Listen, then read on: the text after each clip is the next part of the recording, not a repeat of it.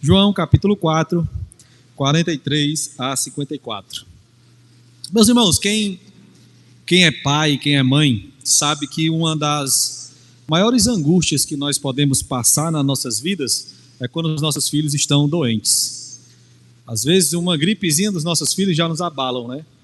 E quando nós recebemos a notícia de algo mais sério com os nossos filhos, isso geralmente abala muito quem nós somos como pais. Vem no nosso coração aquela sensação de que era melhor que você fosse comigo.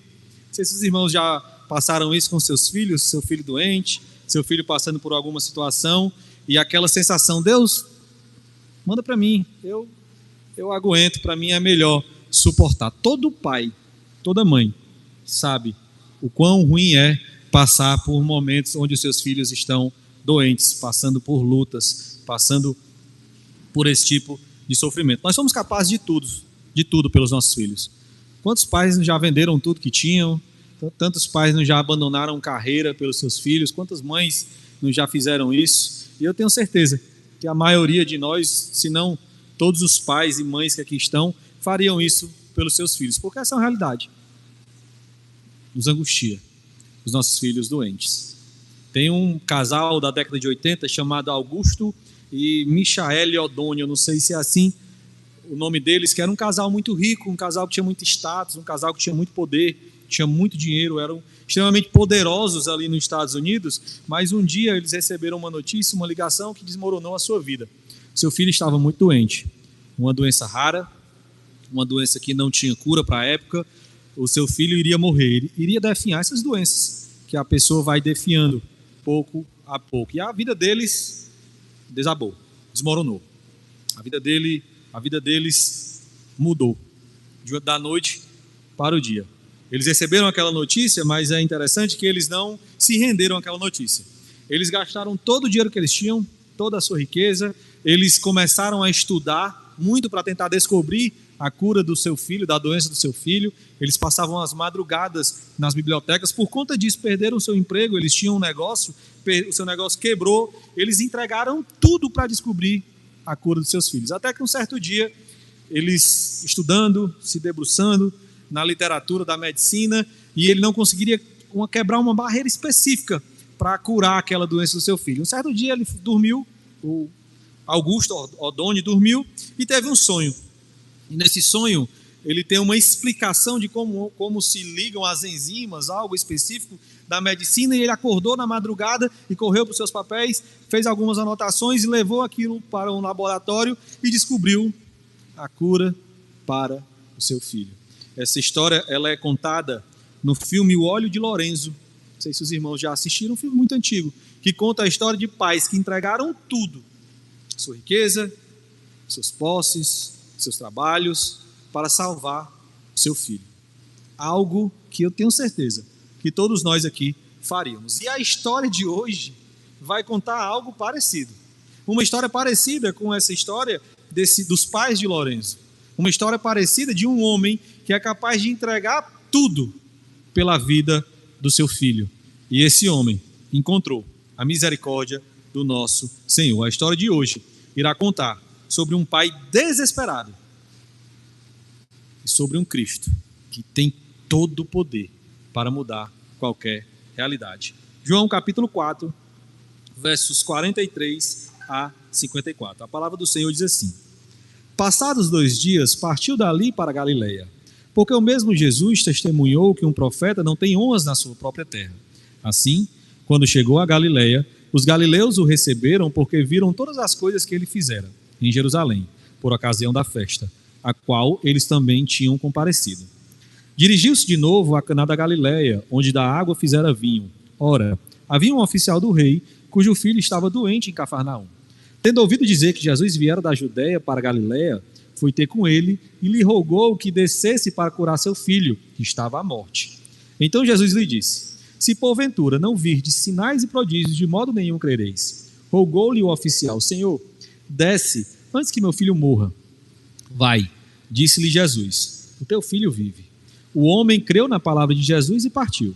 Já ele descia quando seus servos lhe vieram ao encontro, anunciando-lhe que o seu filho vivia. Então indagou deles a que hora o seu filho se sentira melhor. Informaram: ontem, à hora 7ª, a febre o deixou. Com isto, reconheceu o pai se aquela precisamente a hora em que Jesus lhe dissera: teu filho vive.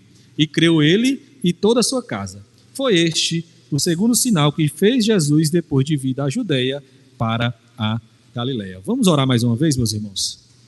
Santo Deus, nós te louvamos, te agradecemos, Pai, pela tua poderosa palavra. Essa palavra que é viva, que é real, que é luz para os nossos caminhos. Pai, nós clamamos que o Senhor nos dê o teu Santo Espírito, Pai, para que a partir dele nós possamos entender a tua palavra e que essa palavra, Deus, possa nos mudar, possa nos moldar, possa nos transformar. Se for necessário, Deus, que essa palavra nos mate, para logo em seguida nos trazer a vida através do teu Filho Jesus. Que o teu Filho brilhe, Pai, esta noite, de uma forma poderosa nas nossas vidas. Deus, é assim que nós te pedimos, em nome de Jesus. Amém. Meus irmãos, nós estamos dando continuidade à série A Vida do Rei. Como aqueles que estão nos acompanhando sabem, nós estamos desde o início da nossa igreja, desde o primeiro culto de plantação, trabalhando essa série sobre a vida do rei. E vamos caminhar nessa série até onde Deus nos permitir caminhar. Vamos trabalhar passo a passo, devagar, para que nós venhamos a entender quem é Jesus, porque é fundamental para a igreja entender quem é Jesus. Esse texto de hoje, esta passagem de hoje, vai acontecer logo após a conversa de Jesus com a mulher samaritana. É o texto que nós estamos tratando, talvez nos 3 ou 4 últimos sermões, 3 ou 4 últimos cultos, nós estamos tratando sobre essa conversa de Jesus com a mulher samaritana. E esse cenário, o cenário de hoje, é exatamente o cenário após a conversa de Jesus com a mulher samaritana. O cenário vai mudar. Porque Jesus não vai mais lidar com uma mulher que é rejeitada pela sociedade. Não. Agora ele vai lidar com um homem da alta elite da sociedade. Alguém que tem poder, alguém que é rico. Nós vamos ver um oficial do rei, alguém que tinha poder, status e dinheiro, mas que viu a sua vida desmoronar diante da doença fatal do seu filho. O texto de hoje, ele será basicamente sobre um sofrimento que nos arranca dos nossos tronos e nos lança de joelho aos pés do nosso Salvador. A grande ideia do texto de hoje é nos mostrar que a verdadeira fé não é buscar Jesus pelo milagre que ele pode fazer, não. A fé verdadeira é descansar na autoridade da palavra do Senhor. É sobre isso que nós vamos ler e entender esta noite. E logo no primeiro versículo nós vamos ver o grande rei, nessa série A Vida do Rei, diante da suficiência humana. Olha como é que o texto começa. Mais uma vez, eu sempre lembro, e eu sempre vou lembrar, fique com a sua Bíblia aberta, por favor, porque nós vamos tratar os versículos individualmente, passo a passo. O texto começa dizendo assim: passados 2 dias, partiu dali para a Galileia. Esse versículo ele vai encerrar a passagem de Jesus por Samaria e o seu retorno ao território judaico. Ele está saindo de Samaria e indo em direção à Galileia dos judeus. Jesus vai abandonar uma cidade, não sei se vocês lembram no sermão passado, onde ele foi aclamado como o Salvador do mundo. Aquelas pessoas daquela cidade o aclamavam: este é o Salvador do mundo. E ele vai sair desta cidade para uma cidade onde ele vai ser rejeitado, onde ele vai ser perseguido, porque ele foi cumprir a sua missão, a missão de enviar o evangelho aos judeus, ao seu povo. Ele sabia que ele não seria bem-vindo naquela cidade. Ele sabia que ele seria perseguido naquela cidade. Mesmo assim, ele não fica em Samaria, onde as pessoas o recebem como Salvador do mundo, não. Ele vai cumprir a vontade do Senhor, mesmo em um lugar onde ele não será bem recebido. Meus irmãos, eu não sei vocês, mas eu amo estar em local onde eu sou bem recebido. Não é bom nós estarmos naqueles locais onde você vê o sorriso da pessoa quando você chega ou quando você está lá, onde você é abraçado por aquelas pessoas? Ninguém gosta de estar em um local onde não é bem recebido, não é verdade? Jesus, ele não olha para isso. Ele não olha se aquelas pessoas não vão recebê-lo bem. Ele caminha em direção àquelas pessoas. Diferente de nós, que talvez podemos fugir de locais onde nós não somos recebidos, ele não foge. Ele vai em direção àquele local. porque ele estava ali cumprindo a vontade de Deus, cumprindo a vontade do Pai, cumprindo a determinação, a ordem de Deus de levar o evangelho aos judeus. Então não depende para Jesus o bem-estar dele, se ele vai se sentir bem, se ele vai ser aclamado, não. Depende para Jesus, na conta de Jesus, obedecer a Deus. Porque o evangelho é isso, meus irmãos. O evangelho não é sobre o meu bem-estar, sobre o nosso bem-estar, sobre aquilo que me faz me sentir bem, não. O evangelho é sobre obedecer o chamado de Deus, a ordem de Deus. Muitas vezes nós somos colocados em locais onde nós não somos bem recebidos, porque Deus nos quer lá. Deus nos quer naquele local. Ele quer que eu proclame o amor de Cristo naquele local onde eu não sou bem-vindo. Como assim? Eu vou estar no local onde eu não sou bem-vindo e ainda assim eu tenho que obedecer a Deus? Bem-vindo ao cristianismo, meu irmão. Cristianismo é isso. Cristianismo não é sobre me sentir bem, sobre você se sentir bem. Nós nos sentimos maravilhosamente bem com Jesus Cristo, mas o cristianismo não é isso. O cristianismo é obedecer a Deus, obedecer ao chamado de Deus, mesmo em um local onde você não é bem-vindo. Talvez no seu trabalho você é perseguido, talvez você pudesse mudar, tirar algumas pessoas do seu trabalho, mas Deus colocou aquelas pessoas lá para que você levasse o evangelho a elas. Mas eu não sou bem-vindo. E quem disse que essa é a promessa do Senhor? E olha o que é que diz o verso 44. Diz assim: porque o mesmo Jesus testemunhou que um profeta não tem honras na sua própria terra. Esse verso vai nos mostrar um dos motivos do porquê Jesus não era bem recebido em sua terra. Um profeta não tem honra na sua terra. Esse não era o único, mas era um dos motivos pelo qual Jesus não era bem recebido. Por que um profeta, Jesus, não tinha honra na sua terra? Meus irmãos, os galileus conheciam Jesus. Eles sabiam que Jesus era apenas um homem comum. Jesus não é aquele carpinteiro, filho de Maria, filho de José, que mora ali na rua de trás. Inclusive, um dia eu paguei ele para fazer um banco para mim. Não é aquele Jesus? Como é que vocês estão dizendo que esse Jesus é um profeta? Como é que vocês estão dizendo que aquele filho de Maria que brincava de bola aqui com os meus filhos é o filho de Deus? Essa proximidade com Jesus faz com que eles olhem para aquele homem e vejam: não, esse menino não tem honra. Esse menino cresceu agora. Um dia desse era um menino que andava aqui entre a gente. Por que eu vou dar honra a um menino como esse Jesus, ser o Salvador do mundo? A familiaridade deles com Jesus obscureceu o seu reconhecimento espiritual, porque a familiaridade faz isso em nós. Enquanto mais próximos nós somos das pessoas, mais difícil para nós é reconhecermos aquela pessoa, reconhecermos quem ela é. Nós temos uma facilidade imensa de admirar aquelas pessoas que são distantes de nós. Imensa. De admirar aquelas pessoas que nós não conhecemos de uma forma mais próxima, mais pessoal. Por exemplo, muitos pastores hoje em dia são extremamente admirados pela internet. Você olha, aquele pastor do YouTube, com aquela pregação ali, aquele ali que é o pastor, não aquele meu. Viaja com a esposa, aquele meu não. Aquele da internet, não, ele é diferente. Ele tem autoridade, ele tem poder. Eu admiro aquele homem, mas aquele pastor que se preocupa comigo, que me liga para saber por que eu não vim para o culto, que me liga para saber, ou que manda mensagem no WhatsApp, por que eu não vim para o PG. Esse não, esse eu conheço. Esse não é tão admirável assim. Aquele que eu conheço pelo YouTube, pelo Instagram, não, ele tem conhecimento, mas aquele de vez em quando ele erra, ele faz ali comete ali umas falhas, ele comete ali uns erros. Nós somos assim. Nós temos dificuldade de admirar aquelas pessoas que estão próximas a nós. Muitas vezes nós não reconhecemos aquele que Deus levantou para caminhar com você. Você pensar: eu queria aquele pastor. Não sei se os irmãos acompanharam um pastor muito conhecido, principalmente no meio reformado, que abandonou o ministério, não abandonou o ministério, mas se ausentou por algum tempo, porque ele foi confrontado pela sua igreja. O pastor Paulo Júnior, e eu estou trazendo o nome dele aqui porque ele verbalizou isso, que eu estou abandonando a igreja, estou saindo da igreja, deixando o pastorado, porque a minha liderança me confrontou e eu entendi que eu estava errado. Muitas pessoas admiravam aquele homem, eu era um, mas eu não conhecia ele de perto. A sua liderança, os seus presbíteros, os seus diáconos conheciam, e por conta disso confrontaram ao ponto dele abandonar.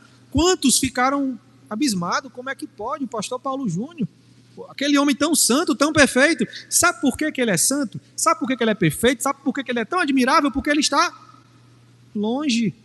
Se ele estivesse mais perto, você veria as suas falhas, você veria os seus equívocos. Meu irmão, a proximidade nos faz ter essa percepção. Jesus, que não tinha pecado, Jesus, que não falhava, tinha dificuldade em ser reconhecido pelos seus, quanto mais nós que somos pecadores, quanto mais eu que sou um pecador, quanto mais você. Imagine o tamanho da dificuldade que é para você ser admirado pelas pessoas, pelos aqueles que estão próximos. Meus irmãos, isso não acontece apenas nesse contexto de liderança, de pastoreio, não. Isso acontece dentro da nossa casa, dentro dos nossos lares. Quantos homens são casados com esposas maravilhosas? Mulheres que são admiráveis e admiradas por muitos. Mas você, porque está próximo, não dá tanto valor à sua esposa. Não tem tanta admiração pela sua esposa. Talvez o tempo já fez acabar essa admiração no seu coração. Isso acontece dentro da nossa casa. Quantas mulheres são casadas com homens que são respeitados e admirados por todos, menos por elas? Porque você vê as falhas, você vê os equívocos. Meus irmãos, isso é um mal. Nós admirarmos aqueles que estão longe e não reconhecermos aqueles que estão perto de nós, ao nosso lado. E o pior de tudo, meu irmão, o pior de tudo é que a pior falta de reconhecimento é daqueles que você ama. Podem falar o que quiser de mim. Eu não me preocupo, de verdade. Mas quando é a minha esposa, quando é os meus filhos, dói. Dói. Porque são os que eu mais amo. Eram aqueles que eu mais desejaria que me reconhecesse. Deve ser assim com você também. Porque a realidade é assim, meu irmão. Nós esquecemos de admirar aqueles que Deus colocou para caminhar ao nosso lado. Deus lhe deu uma bênção. Por mais que você olhe para o seu marido ou para a sua esposa, e não é essa bênção toda. Mas Deus lhe deu esta bênção para você caminhar com ela nas suas falhas. Esse marido perfeito, esse pastor perfeito, essa esposa perfeita, elas só são perfeitas, eles só são perfeitos porque estão longe. Se você trouxer para perto, você vai ver as mesmas falhas. Nós somos feitos do mesmo pó, do mesmo barro, do mesmo material. As nossas lutas são parecidas. Então, nós precisamos entender. Jesus diz, olha, um profeta não tem honra na sua terra, Jesus Cristo. Quem dirá nós, meu irmão, como nós deveríamos aprender a reconhecer aqueles que nós amamos. E o texto continua. Verso 25 diz assim: assim, quando chegou a Galiléia, os galileus o receberam, porque viram todas as coisas que ele fizera em Jerusalém, por ocasião da festa, a qual eles também tinham comparecido. Embora o texto diga que os galileus o receberam, isso aqui é apenas uma ironia do apóstolo João, porque ele não é recebido pelos galileus, não da forma que deveria ser. Os galileus reconhecem Jesus, não ele como o Messias, não ele como o Salvador do mundo, mas eles recebem Jesus como uma curiosidade, como um operador de milagres. Lembra aquele Jesus, carpinteiro, filho de José e de Maria, aquele, lembram dele? Dizem que ele está curando, vamos lá ver, aquele menino curando, mas vamos lá olhar. Era uma curiosidade que aquelas pessoas tinham, e o texto continua demonstrando como é esse caminhar de Jesus Cristo no seu povo. Versos 46 e 47 diz assim: dirigiu-se de novo a Caná da Galileia, onde da água fizera vinho. Ora, havia um oficial do rei cujo filho estava doente em Cafarnaum. Verso 47. Tendo ouvido dizer que Jesus viera da Judeia para a Galileia, foi ter com ele e lhe rogou que descesse para curar seu filho, que estava à morte. Aqueles galileus não receberam Jesus. Era um fazedor de milagres. Nem sei se é verdade esses milagres que eles estão fazendo. Nem sei. Ele não pode ser quem ele diz ser, Salvador do mundo, como os samaritanos. Os samaritanos estão dizendo que ele é o Salvador do mundo, agora que piorou. Que aquele povo não sabe de nada. Sabe nem onde é que deve adorar. Eles vão reconhecer Jesus como o Salvador do mundo? Não, está errado. Mas vamos lá olhar se ele está fazendo milagre verdadeiramente. E veja que tem um homem aqui que vai procurar Jesus. Esse homem, ele é diferente. Ele está desesperado. O seu filho está à beira da morte. Ele não é um homem qualquer. Veja o que o texto diz, que ele é um oficial do rei. Provavelmente era um oficial do rei Herodes Antipas, que era o rei daquela região na época. Era alguém que tinha dinheiro, porque senão o texto não diria que ele é oficial. Era alguém que tinha status, era alguém que tinha poder, era alguém que tinha influência, mas era alguém que, diante da doença do seu filho, tudo aquilo que ele tinha perdido o valor. Poder, dinheiro, status, reconhecimento. De que serve se meu filho vai morrer? De que servem essas coisas que eu tenho? E esse homem foi esmagado, foi reduzido à sua verdadeira condição. Ele não era um oficial do rei, ele não era alguém que tinha poder, não era alguém que tinha status, não. Ele era um pai vulnerável, um pai frágil, um pai em pânico. Era isso que esse homem era. Aquele que dava ordem aos soldados, aquele homem que mandava naquelas pessoas, que era bajulado provavelmente pelos seus, por aqueles que estavam ao seu redor. Este homem sobe até Caná para implorar pelo socorro de um simples carpinteiro. Esse oficial vai implorar o socorro daquele fazedor de cadeira, filho de José, filho de Maria. Ele é colocado na sua real posição. Um homem que não pode nada.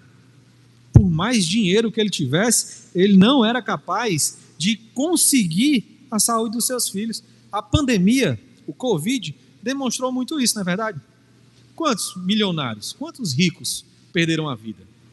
Pessoas que achavam que podiam tudo, tinham todo o dinheiro do mundo, todo o poder, toda a autoridade, mas que diante de um simples vírus que ninguém via, perderam a sua paz. Todos foram colocados no seu real lugar, dependentes de Deus. Meu irmão, é incrível como o sofrimento nos nivela todos nós, nos coloca no mesmo patamar de fraqueza e de dependência. A dor não respeita nome, a dor não respeita status, a dor não respeita dinheiro, a dor não respeita posição, a dor não respeita nada. Ela entra no palácio do oficial e no barraco do pobre. Ela entra nas casas bilionárias, como entra também lá na comunidade, lá na favela. É a dor. Ela não respeita. Não, eu tenho dinheiro, dor. Na minha casa, não. Não é assim que as coisas funcionam.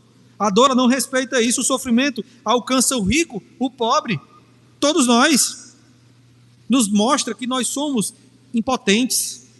Que sem Deus, todos nós não podemos nada. Meus irmãos, a dor é uma realidade. A aflição é uma realidade. Jesus disse assim: no mundo pode ser que vocês tenham aflição. Não foi assim que ele disse? Não. Ele disse: no mundo tereis aflições, mas tende bom ânimo, eu estarei com vocês. Não foi assim que Jesus disse? A aflição é isso, meus irmãos, e glória a Deus pela aflição, glória a Deus pela dor. Como assim, pastor? Agradecer a Deus pela dor, pela aflição, pela angústia? Sim, porque ela vai nos mostrar que nós somos dependentes de Deus, vai nos tirar do nosso próprio trono. Quantos de nós que aqui estamos confiamos no nosso emprego? Quantos de nós que aqui estamos confiamos no nosso plano de saúde? Eu tenho um plano de saúde bom, meu plano de saúde é Unimed, então tá tranquilo. Sério, é verdade. Você acha que o seu plano de saúde é capaz de cuidar da sua vida? Tem capacidade de cuidar completamente da sua saúde? Meu irmão, se não for Deus, nós não podemos nada. Nós não temos nada. Basta um laudo médico para a nossa vida desmoronar. Basta uma ligação de madrugada.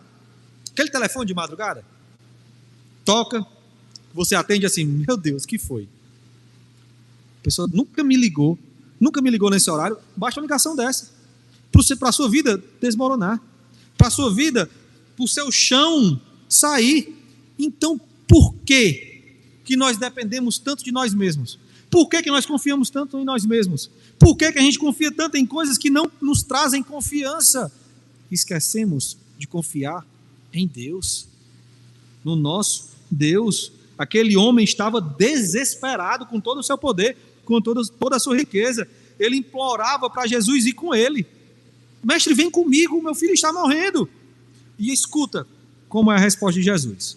Verso 48, Jesus diz assim: então Jesus lhe disse: se porventura não virdes sinais e prodígios, de modo nenhum crereis. Perceba aqui como é a resposta de Jesus. Quem está falando com ele é apenas um homem. Não é um homem, não é um oficial que está falando com ele. Mas a resposta de Jesus está no plural. Vocês percebem? Não virdes. Jesus está dizendo assim, ó, vocês não veem, vocês não percebem, vocês não entendem isso. Mas Jesus está falando apenas com um homem. Mas no plural, porque ele está repreendendo todos aqueles que estão ao seu redor. Todos os galileus. Jesus pega aquele oficial e diz, olha, vejam a história desse homem. Vocês, se vocês não virem, vocês, este homem e todos vocês, sinais e maravilhas, vocês não irão crer. A repreensão é dirigida a todos que estavam ali presentes. Jesus está confrontando o erro de querer ver o milagre antes de crer. Ele diz, olha, vocês só crerão se vocês perceberem os milagres. Vocês precisam ver para crer. Não importa que eu diga, não importa que eu demonstre quem eu sou, vocês precisam ver milagres. A fé de vocês é rasa. É uma fé que busca sinais, que busca maravilhas, e não a mim mesmo. Era uma fé que olhava para os milagres de Deus, e não para o Deus dos milagres, o Deus que pode todas as coisas. Vocês estão buscando aquilo que lhe apraz, e não o Deus que guarda vocês.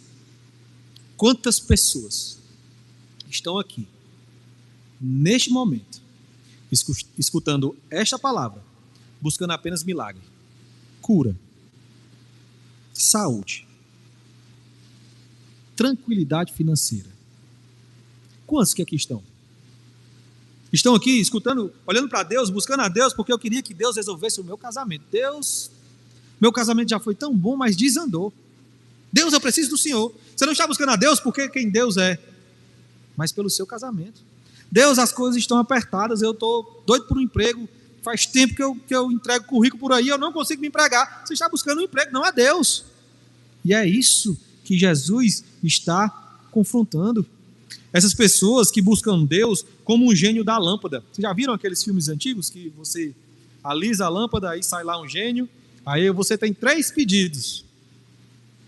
As pessoas buscam Deus da mesma forma. Como se chegasse aqui na igreja, pegasse a Bíblia e dissesse assim, Deus, eu quero agora 3 pedidos do Senhor. É isso que Jesus está confrontando, meus irmãos. Nós esquecemos o Deus que pode fazer todas as coisas e buscamos todas as coisas que Deus pode fazer. Isso é errado, isso é pecado. Nós esquecemos aquela frase de Jó. Lembram que Jó disse? Se Deus fizer, Ele é Deus. Se não fizer, Ele continua sendo Deus. Se você não ficar curado, meus irmãos, Deus é Deus. Se você encontrar um emprego, Deus é Deus. Se não, Deus continua sendo Deus. O verdadeiro amor por Deus olha para Deus e não para aquilo que Ele pode fazer. Olha para Jesus, olha para a cruz, olha para o amor do Filho de Deus. Há uma teologia satânica neste mundo que faz as pessoas buscarem Jesus para ganhar as coisas deste mundo. Sabe quem ofereceu as coisas deste mundo para alguém? Satanás, para Jesus. Não foi assim? E por quê? Por quê que a gente continua fazendo esse tipo de loucura? E olha o que diz o verso 49. Rogou-lhe o oficial, Senhor, desce, antes que meu filho morra. Apesar da repreensão de Jesus, lembrem-se que Jesus está falando com alguém que tem poder, status, autoridade.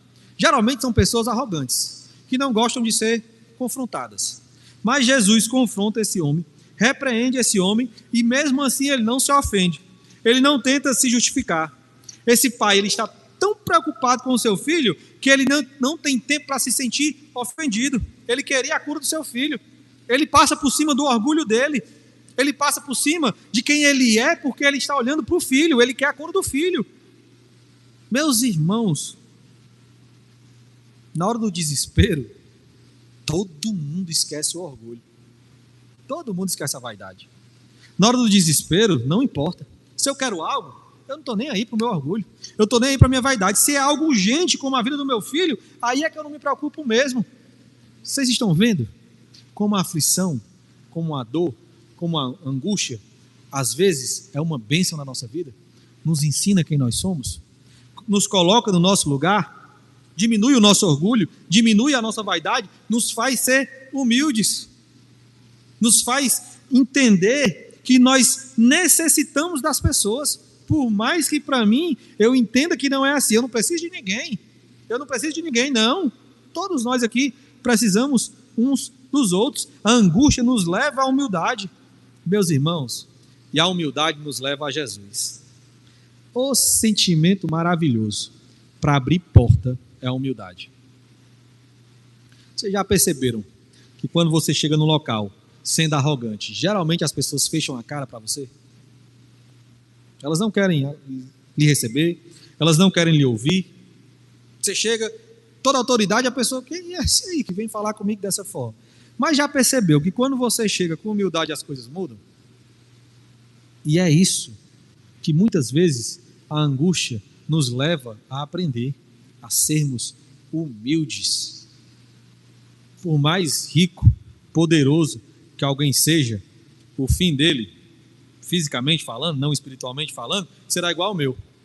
Dentro de um caixão, como diz no interior, com a areia comendo. Todo mundo é assim. Então por que a gente se sente superior? O sofrimento nos leva à humildade. E apesar da fé limitada desse oficial, porque ele olha para Jesus e diz assim: Jesus, o senhor tem que ir lá para curar o meu filho. Então é uma fé limitada, que acreditava que Jesus precisava estar presente para curar. Apesar dessa fé, Jesus se posiciona de uma forma amorosa. O rei vai nos mostrar como ele está diante da nossa angústia. No verso 50, ele vai recompensar e nos ensinar como é a verdadeira fé. Verso 50 diz assim: vai, disse-lhe Jesus, teu filho vive. O homem creu na palavra de Jesus e partiu. Veja, meus irmãos, que Jesus, ele atende o desespero do pai. Ele repreende, ele confronta, mas ele atende aquele desespero. Ele olha para aquele pai e diz: realmente você precisa de mim. Ele vai atender. Não da forma que ele esperava. Porque o que é que o oficial esperava? Que Jesus fosse com ele. Jesus, eu tenho autoridade para mandar em muitas pessoas. Tu, um carpinteiro, filho de José e Maria, vamos comigo. Eu lhe ordeno. E Jesus, eu vou lhe ouvir. Eu vou cumprir isso que você está me pedindo, mas é do meu jeito, não é do seu jeito. Vai, que o teu filho vive. Em vez de viajar 30 quilômetros até Cafarnaum, Jesus vai proferir apenas uma palavra de vida: o teu filho vive. Eu não preciso ir lá. O teu filho vive. Jesus está demonstrando aqui que o seu poder não está limitado por nada, por barreira, por distância. Nada é capaz de parar, de confrontar, de barrar o poder de Jesus Cristo. Nada é mais poderoso que a palavra de Jesus. Nada neste mundo. Nada é capaz de parar o seu poder, meu irmão. Se Cristo promete algo, não tem no mundo quem faça que isso não aconteça. É Ele quem prometeu. Ele tem poder. Ele tem poder. Quantas histórias próximas a nós já vimos? Quantas histórias nós conhecemos que demonstram o poder da palavra de Jesus, o poder da palavra de Deus, que prometeu e cumpriu? Quantas mães que aqui estão não perderam filhos, bebês, e hoje estão com seus filhos no colo? Quantos homens, mulheres que aqui estão não foram abandonados pelos seus pais, mas construíram famílias para a glória de Deus, pelo poder da palavra de Cristo? Porque a palavra de Cristo tem poder, meu irmão. Se Cristo prometeu, Ele irá cumprir.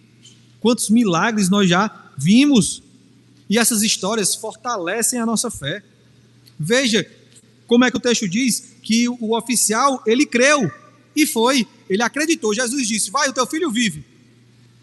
Se Jesus falou, está falado. Ele creu e foi. Ele não discutiu, ele não implorou: não, Jesus, vamos comigo, vamos, o senhor precisa estar lá. Não, ele acreditou no que Jesus disse e foi para casa. Ele se deu por satisfeito com a palavra recebida. Ele confia plenamente na palavra de Jesus. Isso aqui é a verdadeira fé, meu irmão. A fé que está fundamentada não naquilo que nós vemos, mas na palavra de Deus. Ele falou que estaria conosco para sempre. Ele falou. Deixa eu lhe contar um segredo, bem baixinho. Jesus está aqui, ao seu lado. Você não tem medo de falar isso? De modo nenhum. Ele falou que estaria conosco todos os dias, até a consumação dos séculos. Essa é uma verdade que não importa se você vê, não importa se você não sentiu nada na hora do louvor, se você é cristão, Ele está com você todos os dias da sua vida. Essa é a palavra de Jesus. Isso é a verdadeira fé, não é aquilo que nós vemos, é saber que Cristo está no céu, mas também está aqui conosco ao nosso lado. Meu irmão, minha irmã, não teve nenhuma oração que foi feita esta noite aqui que Jesus não ouviu, nenhuma. Por mais que você tenha feito uma oração rápida, calado, sem ninguém lhe ouvir, Cristo lhe ouviu. E Ele tem poder para mudar essa realidade que você pede. Basta você se jogar nas mãos dele. Fé é isso, é saber que Jesus continua agindo. E é descansar, meus irmãos, como esse pai descansou. Esse pai descansou na palavra de Jesus. Da mesma forma, nós podemos descansar na palavra de Cristo. Esse cenário aqui, esses versículos, prepara para os versos seguintes. Olha o que é que diz o verso 51. Já ele descia quando seus servos lhe vieram ao encontro, anunciando-lhe que o seu filho vivia. Aquela fé havia se apegado à palavra de Jesus, de tal forma que agora ela era visível. Aquele homem percebia, podia ver. Até então, ele escutou a palavra de Jesus e acreditou, mas agora ele está vendo que essa palavra realmente tem poder. E o verso 52 é maravilhoso, olha aqui. Diz assim: então, indagou deles a que hora o seu filho se sentira melhor. Informaram: ontem, a hora 7ª, a febre o deixou. Às vezes, a gente lê a Bíblia e não percebe os detalhes espantosos que tem nela. Detalhes maravilhosos que tem nela. Veja aqui. Os servos vão responder assim, ó: ontem o teu filho ficou bom. Isso quer dizer o quê? O que isso quer dizer? Que Jesus, que aquele oficial esperou um dia para voltar para casa. Foi um dia depois. Ele escutou a palavra de Jesus. O que é que nós faríamos? Se o meu filho vive, eu vou correr para casa. Mas aquele oficial ficou tão certo de que aquilo iria se cumprir que ele esperou um dia. Ele esperou um dia para ir para voltar para sua casa. A distância entre Caná e Cafarnaum, onde eles estão, é de em torno de 30 quilômetros. Eu estava fazendo esse sermão e perguntei ao nosso corredor quanto tempo ele tinha feito 30 quilômetros, que é o Samuel. Ele disse que faz em 3 horas. Então, o Samuel é um atleta, né? Então, vamos dizer que ele não fosse tão atleta assim. Dava para ter feito em 4, 5 horas. Ele conseguia chegar em casa no mesmo dia, mas ele esperou. Por quê? Por que esse homem desesperado para encontrar Jesus agora está tão tranquilo ao ponto de esperar um dia?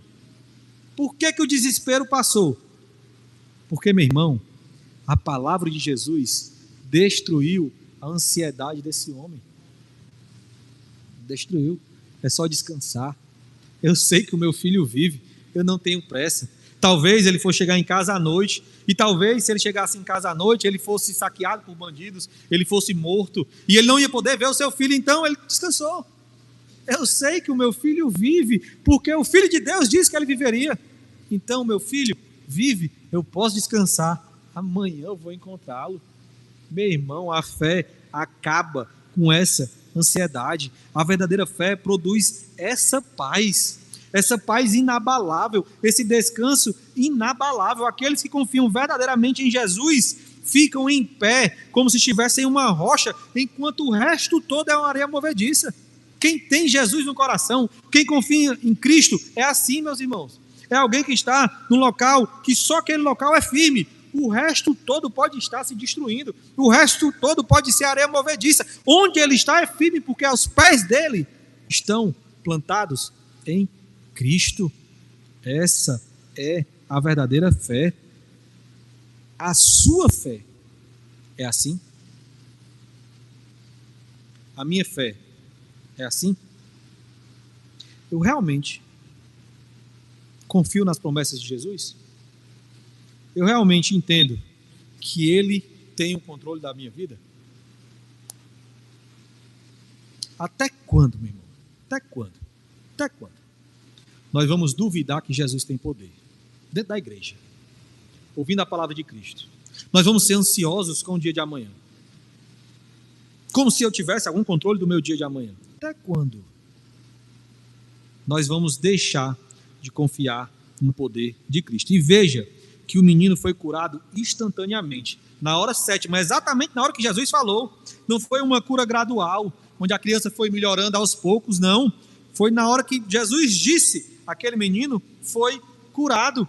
Assim é o poder de Deus. Ele pode curar, assim que fala, também pode curar de uma forma gradual. Meus irmãos, certa vez, eu e a minha esposa passamos por uma luta muito grande. A Laura, nossa filha, ela devia ter em torno de 5, 6 anos, e ela começou a emagrecer muito, começou a ficar muito letárgica, começou a adoecer, e em uma semana perdeu muito peso, e nós fomos para o médico, e quando nós chegamos lá no médico, o nosso dia desmoronou, nosso chão se foi. A Laura entrou no consultório médico, e era um médico bem experiente, aquela pessoa que parece ter uma autoridade diferente, e assim que ele olhou para a Laura, ele viu alguns exames, aí ele disse assim: tem algum caso de leucemia na família? Algum caso de leucemia na família? Aí disse não. A Amy também disse não. Aí ele foi e disse assim: porque das duas, uma, ou ela está com leucemia, ou ela está com calazar. Meus irmãos, foi um dos dias mais difíceis da minha vida. Eu lembro que eu estava afastado da parede, quase que eu caio. Eu achei que estava mais perto até, fui me escorar e estava longe, quase que eu bato a cabeça. Foi difícil naquele dia, porque bate o desespero. E agora? E agora? Se minha filha tiver com leucemia? A gente esquece de confiar em Deus, né? A gente esquece de confiar, inclusive, que se ela estivesse, Ele cuidaria dela. Naquela hora o chão foi embora. Nós começamos a orar, eu e a Amy lá no hospital. A gente até ficou distante um do outro, estávamos orando por isso. A gente talvez não conseguisse nem se olhar, conversar um pouco mais. A dor era tão grande, a gente ligou para alguns irmãos da igreja. A igreja levantou um clamor. E foi interessante que a Laura fez os exames, e logo depois, há algum tempo, nós estávamos esperando o exame, e nesse meio tempo, onde a Laura conversou com esse primeiro médico e recebeu os exames, ela começou a melhorar. Demorava ali umas 3 ou 4 horas para receber o exame, e ela começou a melhorar.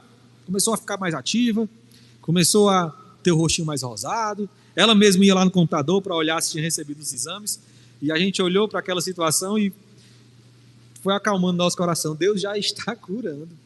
Ele já ouviu as nossas orações. Ele já está curando. Voltamos para o médico, já era um outro médico. O médico disse: não, ela está só com uma virose aguda.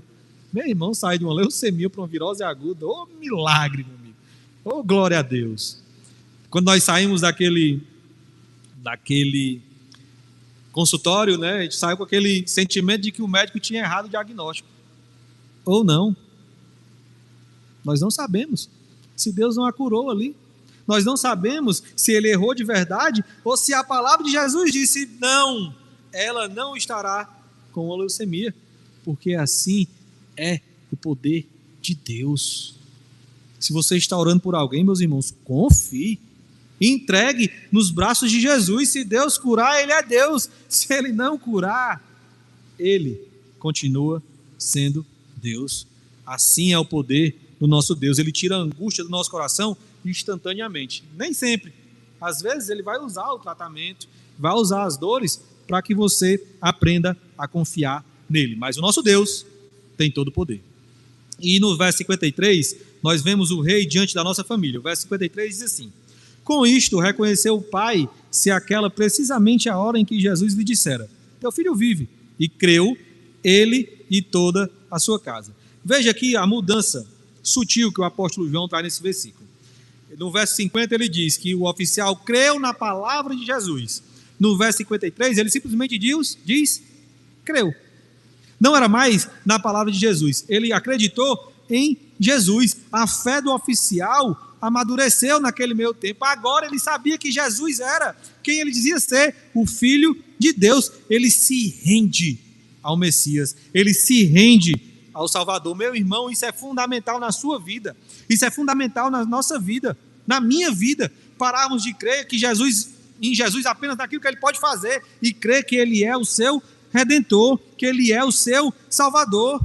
E o impacto aqui não ficou apenas no oficial, não, foi para a família também. Veja que a família dele toda acreditou. A sua mulher não estava lá quando ele ouviu Jesus. Os seus filhos não estavam lá quando ele ouviu Jesus. Mas como assim? A família toda acreditou, por quê? Porque ele chegou em casa e contou, meu irmão. Ele foi evangelizar a sua casa, ele foi evangelizar a sua família. O sermão passado eu não estava aqui, mas eu estava acompanhando pela internet, e o nosso irmão Pádua falou sobre isso. Sobre a nossa casa ser um campo onde nós podemos proclamar Jesus Cristo, evangelizar, ser missionários para os nossos, para a nossa esposa, para o marido, para os nossos filhos. As pessoas sabem quem é Jesus na sua casa. Os seus filhos olham para você e dizem assim: este homem ama a Cristo, esta mulher ama a Cristo. É assim que acontece na sua casa? Porque é isso que você tem que fazer.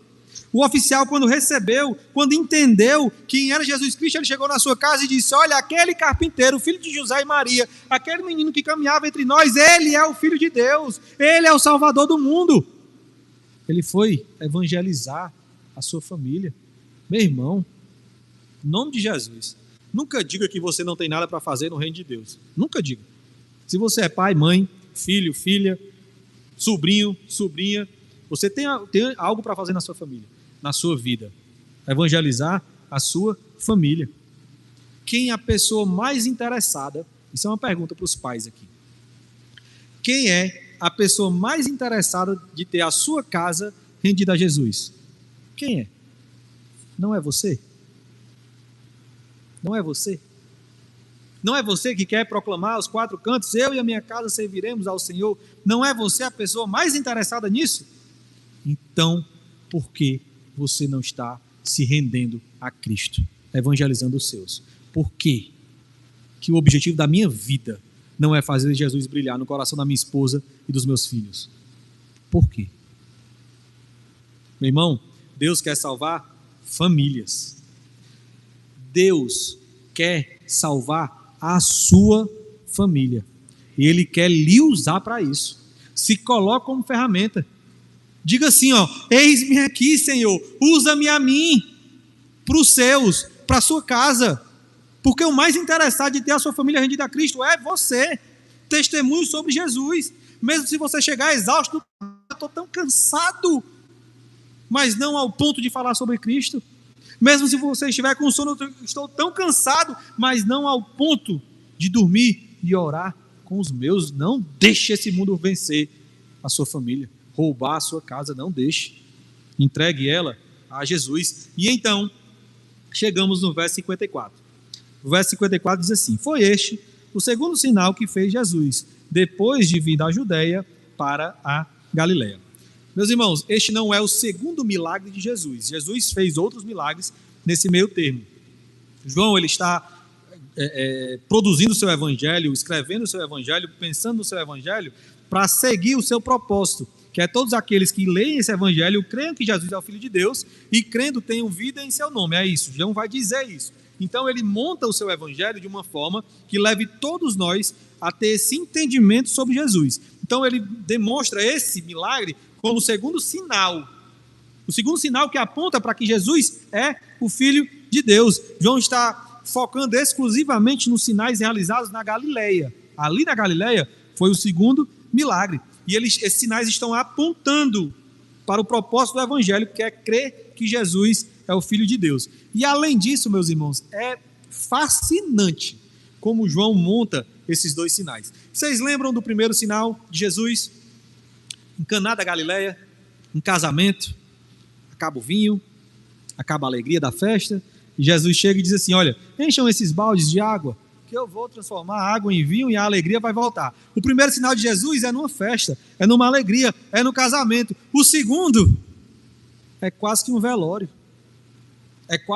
É num momento de desespero. A sombra da morte está cercando ali Cristo e as pessoas que estão ao seu redor. O primeiro é na alegria, o segundo é quase no luto. Vejam como isso é fascinante. Jesus tem o poder de todos os momentos da nossa vida. Seja a alegria, seja a dor, Jesus está lá. Jesus está, neste momento, aqui nesta igreja, ao nosso lado, mas Ele também está no Hospital do Câncer, por exemplo, ao lado daquelas pessoas que lá estão. Ele também está talvez até em um sepultamento, ao lado daquelas pessoas que estão sepultando seus entes queridos, porque Ele está em todos os momentos da nossa vida, quer bons, quer maus, quer momentos de riso, de festa, de euforia, Jesus está lá, Ele é o nosso sorriso, Ele é a nossa felicidade.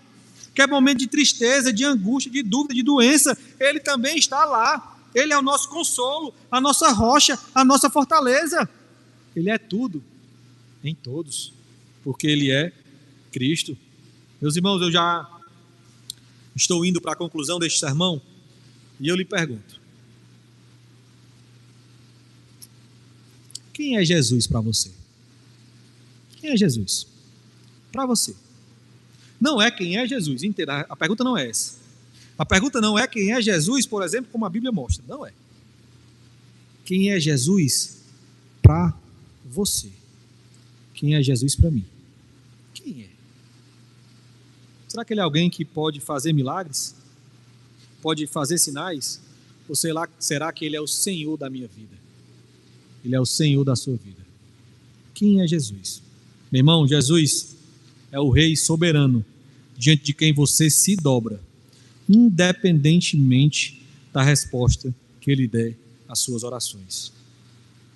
Talvez você ore por algo, por uma cura, por um filho, por um casamento. Independente da resposta que Ele der à sua oração, Ele continua sendo Deus. Ele é o Deus da sua vida. Ele é o Deus da minha vida.